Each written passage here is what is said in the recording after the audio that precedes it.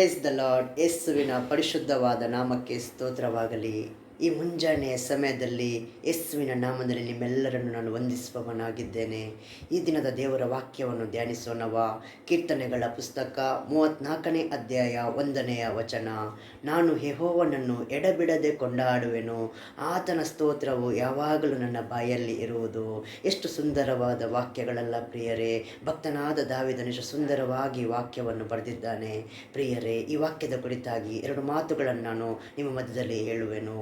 ನಮ್ಮ ಜೀವನದಲ್ಲಿ ಕಷ್ಟ ಬರುವಾಗ, ದುಃಖ ಬರುವಾಗ ನಾವು ಕರ್ತನನ್ನು ಹುಡುಕುವುದಲ್ಲ ಪ್ರಿಯರೇ. ನಮ್ಮ ಜೀವನದಲ್ಲಿ ಕಷ್ಟ, ದುಃಖ, ಸುಖ, ಸಮೃದ್ಧಿ ಬರುವಾಗ ಎಲ್ಲ ಸಮಯದಲ್ಲಿ ನಾವು ಕರ್ತನನ್ನು ಹುಡುಕಬೇಕು, ಕರ್ತನನ್ನು ಕೊಂಡಾಡಬೇಕು. ಎಲ್ಲ ಸಮಯದಲ್ಲಿ ದೇವರು ಮಾಡಿದ ಉಪಕಾರಗಳನ್ನು ನೆನೆಸಬೇಕು ಪ್ರಿಯರೇ. ನಮ್ಮ ಜೀವನದಲ್ಲಿ ಸಂಕಷ್ಟ ಬರುವಾಗ ಮಾತ್ರ ದೇವರಲ್ಲಿ ಓಡಿ ಹೋಗಿ, ದೇವರೇ ನನ್ನನ್ನು ಆಶೀರ್ವದಿಸಿ, ನನಗೆ ಕಷ್ಟದಿಂದ ಬಿಡುಗಡೆ ಕೊಡು ಎಂದು ನಾವು ಕೇಳಿಕೊಳ್ಳುವುದಲ್ಲ ಪ್ರಿಯರೇ. ಎಲ್ಲ ಸಮಯದಲ್ಲಿ ನಾವು ಕರ್ತನನ್ನು ಕೊಂಡಾಡಬೇಕು. ಎಲ್ಲ ಸಮಯದಲ್ಲಿ ಕರ್ತನು ಮಾಡಿದ ಉಪಕಾರಗಳನ್ನು ನೆನೆಸಬೇಕು ಪ್ರಿಯರೇ. ನೋಡಿರಿ, ಭಕ್ತನಾದ ದಾವೀದನು ದೇವರವನಿಗೆ ಎಲ್ಲ ಸುಖ, ಸಮೃದ್ಧಿ, ಎಲ್ಲ ಅಂತಸ್ತು ಎಲ್ಲವನ್ನು ಕೊಟ್ಟಿದ್ದರು ಪ್ರಿಯರೇ. ಆ ಸಮಯದಲ್ಲೂ ದೇವರನ್ನು ಕೊಂಡಾಡಿದನು. ಸಂಕಷ್ಟ ಬರುವಾಗಲೂ ದೇವರನ್ನು ಕೊಂಡಾಡಿದನು. ಆತನು ದೇವರನ್ನು ಎಂದಿಗೂ ಮರೆಯಲಿಲ್ಲ. ಅವನನ್ನು ಆಶೀರ್ವದಿಸಿ, ಅವನಿಗೆ ಶಿರಸ್ತ್ರಾಣವಾಗಿಟ್ಟು ಅವನನ್ನು ಆಶೀರ್ವದಿಸಿದನು ಪ್ರಿಯರೇ. ನಾವು ನಮ್ಮ ಜೀವಿತದಲ್ಲಿ ಹಾಗೆ ಇರಬೇಕು. ಎಲ್ಲ ಸಮಯದಲ್ಲೂ ಕರ್ತನನ್ನು ಕೊಂಡಾಡಬೇಕು, ಕರ್ತನು ಮಾಡಿದ ಉಪಕಾರವನ್ನು ಧ್ಯಾನಿಸಬೇಕು. ಯಾಕಂದರೆ ನಮ್ಮ ದೇವರು ಒಳ್ಳೆಯವರು, ಸದಾಕಾಲ ಒಳ್ಳೆಯದನ್ನೇ ಮಾಡುವತನಾಗಿದ್ದಾರೆ. ಆತನು ಎಂದಿಗೂ ನಮ್ಮನ್ನು ಬಿಟ್ಟು ಕೊಡುವ ದೇವರಲ್ಲ, ಎಂದಿಗೂ ಯಾರ ಮುಂದೆ ತಲೆ ಬಗ್ಗುವಂತೆ ಮಾಡುವ ದೇವರಲ್ಲ ಪ್ರಿಯರೇ.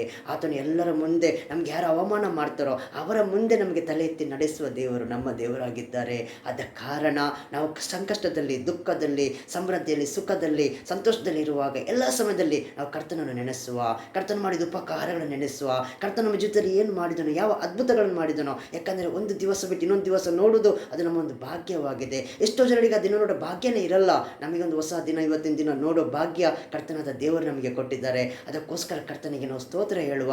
ಇದರಿಂದ ಎಲ್ಲ ನಾವು ಕೆಲಸ ಕಾರ್ಯಗಳನ್ನು ದೇವರು ಆಶೀರ್ವದಿಸಬೇಕಾಗಿ ಅದಕ್ಕೋಸ್ಕರನೂ ಪ್ರಾರ್ಥನೆ ಮಾಡುವ. ನಮ್ಮ ಹೋಗೋಣ ಬರೋಣ, ನಾವು ಕುಳಿತುಕೊಳ್ಳುವಾಗ, ಎದ್ದೇಳುವಾಗ, ಕೆಲಸ ಮಾಡುವಾಗ, ಮಾತಾಡುವಾಗ, ಯೋಚಿಸುವಾಗ, ಪ್ರತಿಯೊಂದು ನಮ್ಮ ಆಲೋಚನೆಗಳನ್ನು, ಪ್ರತಿಯೊಂದು ನಮ್ಮ ಮನಸ್ಥಿತಿಗಳನ್ನು ದೇವರು ಆಶೀರ್ವದಿಸೋದಕ್ಕಾಗಿ ನಾವು ಪ್ರಾರ್ಥನೆ ಮಾಡುವ ಪ್ರಿಯರೇ. ಯಾಕಂದರೆ ನಮ್ಮ ದೇವರಲ್ಲಿ ಪ್ರೀತಿಯಿಂದ ನಾವು ಕೇಳುವಾಗ, ನಂಬಿಕೆಯಿಂದ ಕೇಳುವಾಗ, ವಿಶ್ವಾಸದಿಂದ ಕೇಳುವಾಗ ನಮ್ಮ ದೇವರು ನಮ್ಮನ್ನು ಆಶೀರ್ವದಿಸುವವರಾಗಿದ್ದಾರೆ. ನಮ್ಮ ದೇವರಿಗೆ ಅಸಾಧ್ಯವಾದುದು ಈ ಭೂಮಿಯಲ್ಲಿ ಒಂದೂ ಇಲ್ಲ ಪ್ರಿಯರೇ. ಪ್ರಾರ್ಥಿಸೋಣವ.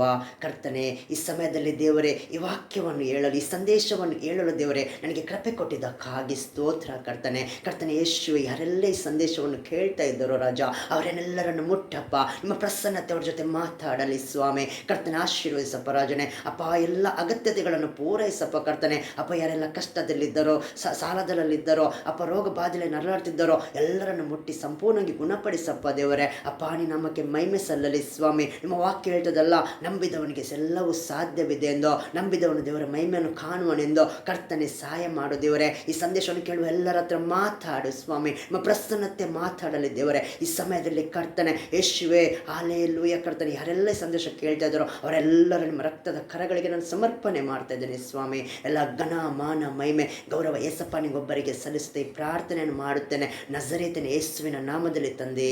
ಆಮೇನ್, ಆಮೇನ್.